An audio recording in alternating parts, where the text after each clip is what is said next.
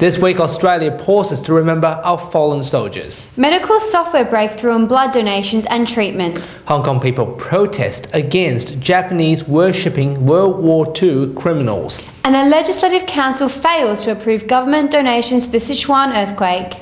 This is the evening news with Leung Danielle Staniskov. Good evening. Australia paused to remember our nation's fallen soldiers in Gallipoli with the morning service held across the nation. Here in WA, ANZAC Day memorials were held in Kings Park, Fremantle and Albany, amongst others.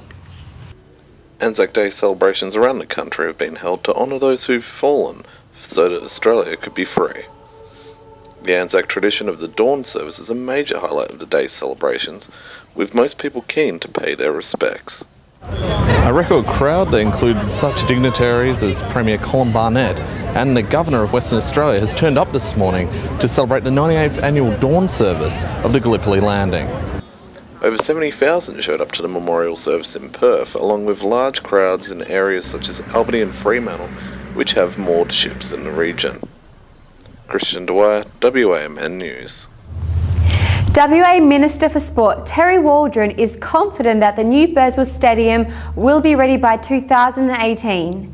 The comment was made during the final sport fan group consultation on the new stadium design. Mr. Waldron and Premier Colin Barnett have met with sports fans for the final design workshop held on Monday evening before the discussion began. Mr. Waldron is also positive about the fan group, saying that it helps the government to listen to ideas and recommendations about the new sports stadium. The Sport Minister is confident that the stadium will be ready on time. I think we've been consistent all along that the stadium will be ready for 2018 season if things go well. The fans have also suggested security needs, meeting points and clear signage around the stadium. 30 fans in the group were selected for more than 450 nominations representing different sectors and demographics in the community. I think one of the main benefits of this is that this fan group has brought local knowledge, local experience to the table. Timothy Seow, WAMN News.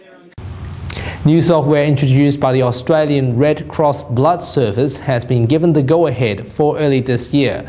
The high-ferritin application is aiming to save time for blood patients and doctors. Patrick Lazars has this exclusive report. The recent increase of iron in our bloodstream can be caused by obesity, new research shows. There's been about a 50% increase over the last 10 years in people, especially males, developing results that are higher than we used to think were the upper end of a normal range. To help the Australian Red Cross and local GPs to treat patients more effectively, a new application has been introduced to filter patients who have iron overload in their blood. Professor Olenek from Murdoch University said the application can save Red Cross over $1 million. Is somewhere between $1 and $2 million a year just in doctor time alone. So this isn't anything to do with the wasted slots for blood donation or nurse time or any of the other costs that go with it. Australia is the only place in the world that's applying this technology. Doctors need to go online, do a brief questionnaire to determine wherever the patient needs a referral. Then log in, fill in the patient's details and then add them to the list, saving patients waiting time and money for the Australian Red Cross. As soon as you're accepted online as being eligible for treatment, the doctor logs in and puts the patient details onto the Red Cross web server, and the patient's contacted usually within 48 hours and gets an appointment. Patrick Lazars, WAM News. The Federal Coalition's poster highlighting Labor's border security issues has been vandalised less than 24 hours after it's unveiled by the opposition leader Tony Abbott. Graffitied words written on it say, "No crime to seek asylum," whilst the boat number 641 were also wiped out with white graffiti and replaced with the number 0. It's understood that the banner cost $3,000, with the State Director of the Liberal Party, Ben Morton, stating that the billboard will be back and that the damage will be reported to the police. A demonstration was held in Hong Kong against the Japanese MPs who worshipped the World War II criminals. They demanded Japan to apologise and at the same time reiterated that the Diaoyu Islands belongs to China. Approximately 10 members of the Protect Diaoyu Island group has marched to the Japanese embassy.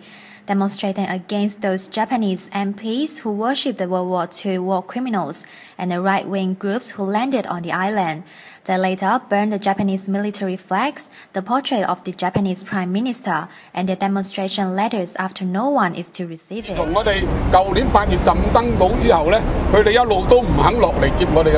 Last year, the group has set sail to the Diaoyu Islands. They said there is a possibility that they will do it again. Queenie Lee, WAMN News.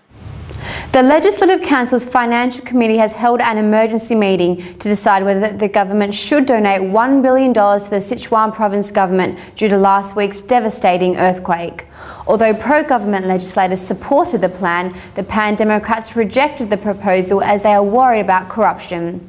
Chief Secretary Carrie Lam expressed her disappointment as LegCo failed to approve the donation.